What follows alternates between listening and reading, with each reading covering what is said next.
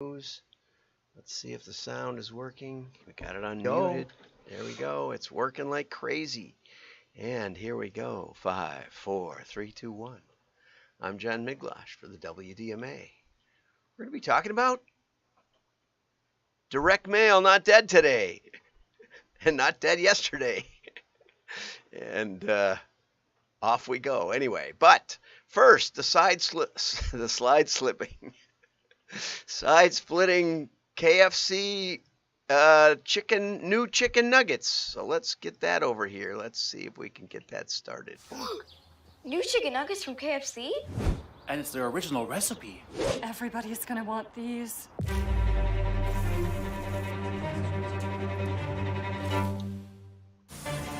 Mr. Control, do you copy? Is that 100% white meat?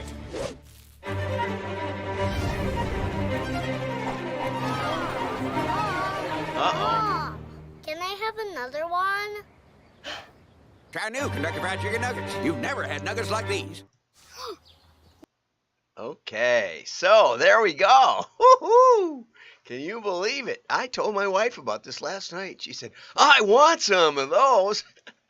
I don't know if you do or not, but she likes original recipe. She never liked the crispy. I like the extra crispy, but she likes the original recipe. So what do you mean? What do you know about that? So we're going to get over to look at the review of the ad, not of the nuggets. Okay, so memorable, 4 stars. Effective, 5 stars. Style, 5 stars. I can't read this. Heart or humor, 4.5 it looks like. Execution, 5 stars. Hilarious. Okay, so KFC has just unveiled 3 side-splitting ads to introduce their new chicken nuggets. These ads brilliantly capitalize on the fact that people have been settling for dull, mediocre nuggets for far too long. Nuggets made their distinctive original recipe with their original recipe of 11 herbs and spices. The CMO of KFC US, Nick Chavez, states, simply put, you've never had chicken nuggets like these. They're the chicken nugget America deserves and worth the wait. So chime in if you like. There's several of these commercials. I'm only showing you one. Maybe I'll show you another one tomorrow. Okay, that would be good. So that was Nuggetmania. That everybody's going to want to try these, I think. And so we'll figure out. Cool It Mom. It looks like the next one, but I'm not sure which one I had is Nuggetmania or Cool It Mom. We'll figure that out. Okay. They're so flavorful they don't require dipping. They're delightful, uproarious celebration of their new nugget. It's like I'm thinking to myself, how could they have not figured this out like 40 years ago? They use it on the chicken, but they didn't use it on the nuggets. You know, oh my goodness. Well, breakthroughs sometimes take a long time. Amazon will charge for some UPS returns, and they warn customers about frequently returned items. So, this is probably a big nothing burger because, yes, customers who drop off at UPS locations could be charged $1. Okay? But here's the funny part. The fee will only apply if there's a Whole Foods, Kohl's, if there is a whole fee. The fee will only apply if there's a Whole Foods, Kohl's, or Amazon Fresh location closer to the orderer's address than the UPS store. Okay, so I got a UPS store that's down on Highway 83, and I've got a Kohl's that's just east of there. I wonder which one's closer. I don't order much from Amazon, but it's pretty much neck and neck. To my actual address, as the crow flies, I bet the Kohl's is closer. I could have to pay $1. We always take them to Kohl's, but it's not any, but it's just about an even Steven. Okay, so we'll always offer a free option. Now, the other thing they're going to put is they're going to mark some items as frequently returned. which I think is maybe a more clear way of flagging inferior items. I would say so. Because you figure the level of crooks is about equal across items. That's not true. We used to have algorithms in the drop ship software that we used to sell when I was with Vic Hunter, and it actually flagged items that were more likely theft. So they sold business furniture. One of the companies the company that it was originally written for sold business furniture, but they might have something that wasn't quite so businessy, like a microwave, for example, a little small size microwave. That item, or a little TV, that was more of a consumer item, and oftentimes those were the ones we kept track of, the items not only that were frequently returned, but the items that were charged back or complained about. Or in those days, a lot of people had open accounts, so you could place an order and we would bill you for them. And so we did keep track of not just the frequently returned items, but the frequently stolen items, where they would ship them to some place like a vacant lot. And, you can also keep track of some of the bad ship to places like prisons. I'm not sure if Amazon sells to prisons or not, but a lot of direct mailers used to. But after a while, we decided to suppress the prison addresses. Now that you get in trouble with that, because they do use office supplies and things. So, again, it's always more interesting and more complicated. But anyway, let's just say that a frequently returned item is a sign of inferior quality or crooks, one or the other. Okay, so they're going to label them as frequently returned, and you can take your chances with it. Okay, returns matter to customers, but they're not the most important factor. 54% take free returns into consideration. 1/4 said the time frame is important, and 40% or so consider the cost of return. But the truth is, according to Michael Levine, consumers decide first on cost and convenience of buying something, and then think later, if at all, about how easy or not it is to return that thing. And he also said many retailers charge customers for return shipping, although as far as we know, the major ones, Walmart, Target, etc., don't do it aggressively. And that's probably because a lot of times you just take it to the store and there's a Walmart near you, unless you live in Chicago where they've been ransacked and they won't reopen. Josh Lowitz, also of Consumer Intelligence Research Partners, said, this is similar to Amazon offering $1 or $2 for accepting slightly lower shipping. Okay, so you can save a little money. Slower shipping, not lower. Amazon is letting shoppers know that they will share the savings. And it's an interesting concept because we have Fleet Farm and Farm and Fleet in Wisconsin. I think it was two brothers that couldn't decide who was really in charge, and so the other one of them started their own. And I don't remember which one it was, Fleet Farm or Farm and Fleet, but for decades you had to, how stores have doors that open for you, and open on the way out and open on the way in. Well, the Fleet Farm, they think they would open on the way out, but on the way in you had to open it yourself. And I think they were trying to send a message that, this is a low overhead operation. And if you remember when Sam's Club first came out, I mean, it was just everything on pallets, and you just, that was it. There was no stocking the shelves.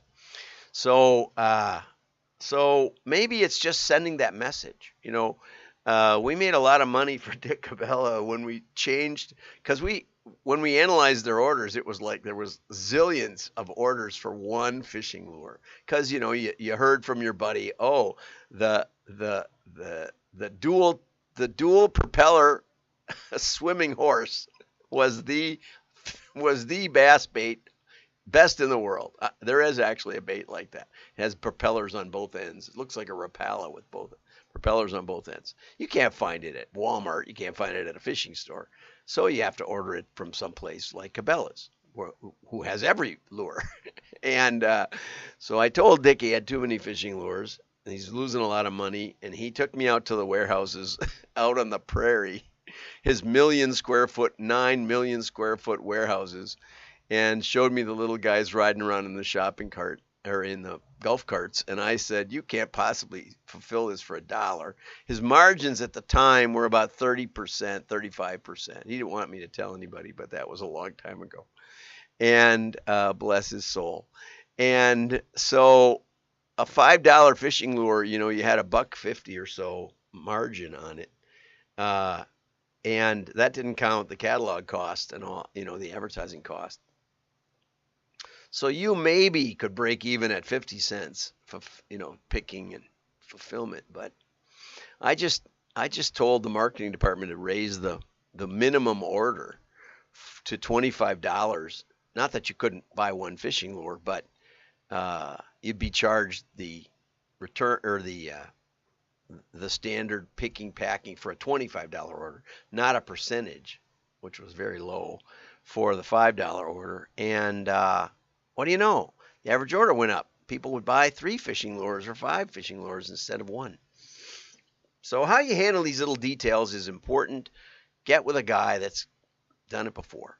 Okay, and yesterday I mentioned Neil Patel's direct mail, 13 reasons why direct mail ain't dead. He said isn't. Okay, and so what we're going to do, and I thought that I had marked this up. Oh, I did. So direct mail, we're going to work our way through this. We're going to chip away at it for a couple of days because, it's a nice article, and we'll see if he knows what he's talking about. Direct mail seems old and boring. You wouldn't drive a horse-drawn carriage to work or use a pager to contact your friends, would you?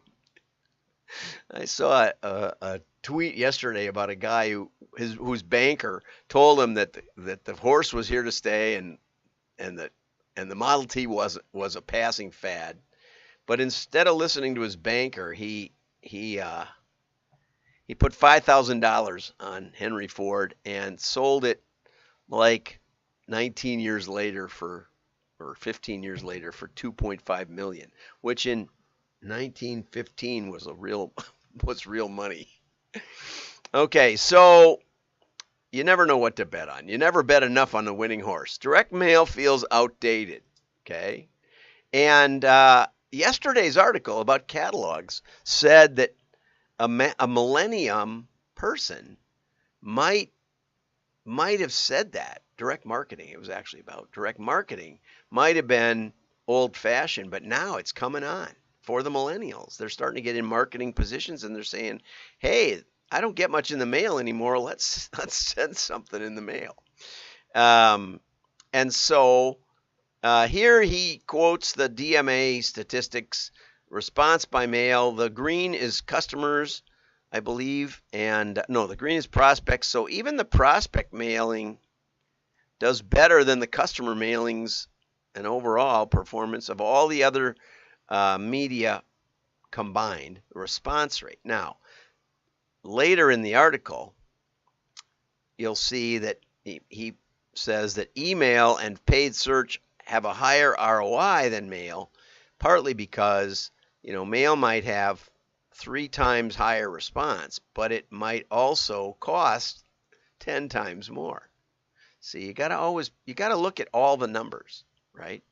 Now, this, I think, was written in about 2017. I couldn't find a date on it. It's from the Neil Patel blog.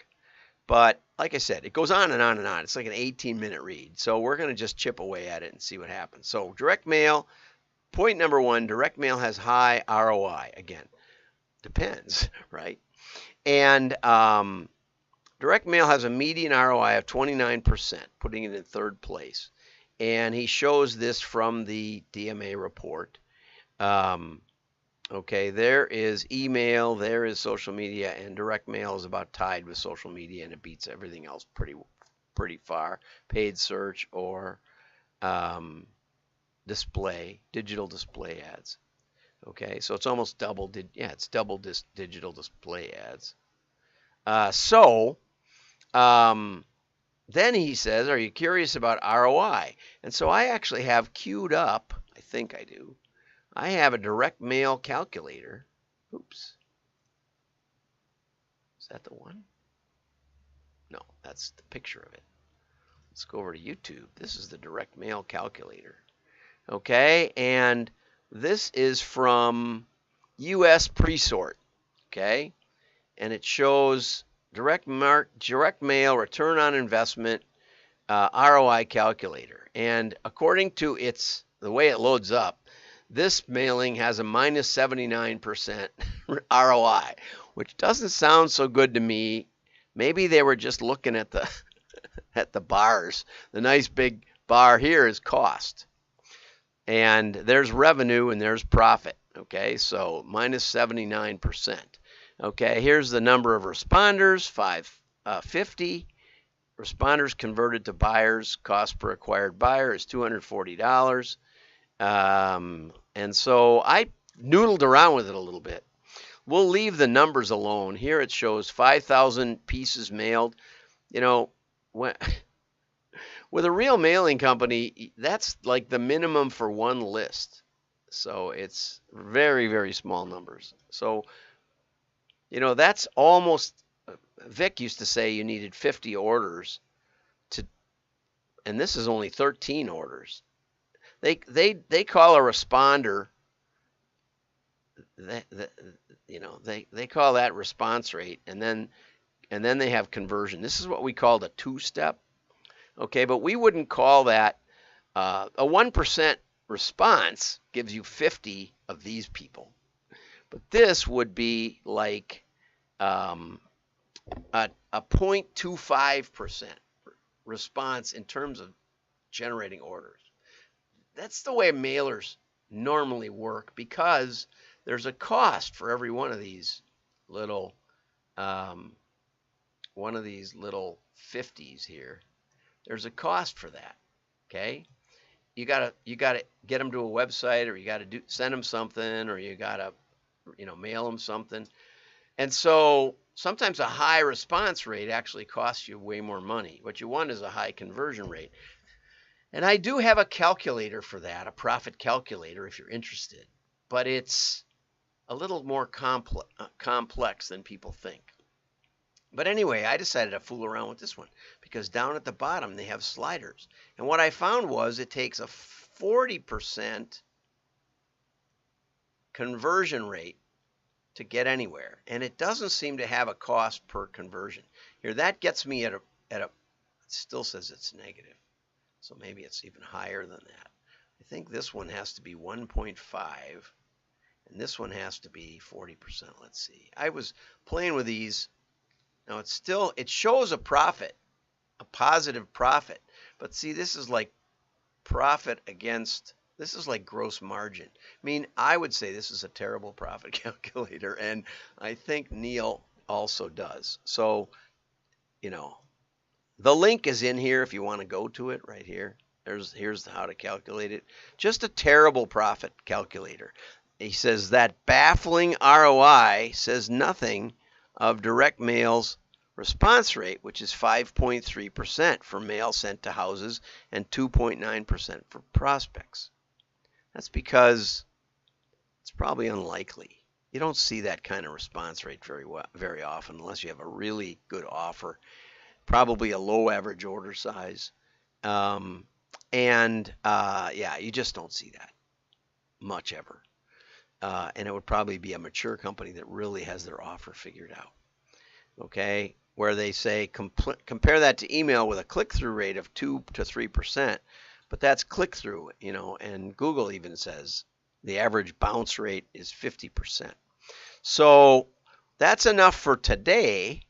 We'll go on to point number 2 tomorrow. So I would say I would rate this like a C+ so far, but we'll keep on going. Have a great day. Like and share. Call up Neil. I have 190 mutual connections, so I sent him a connection thing yesterday. But if If you know Neil, give him a call. Tell him he should watch. I'll tag him. Bye-bye.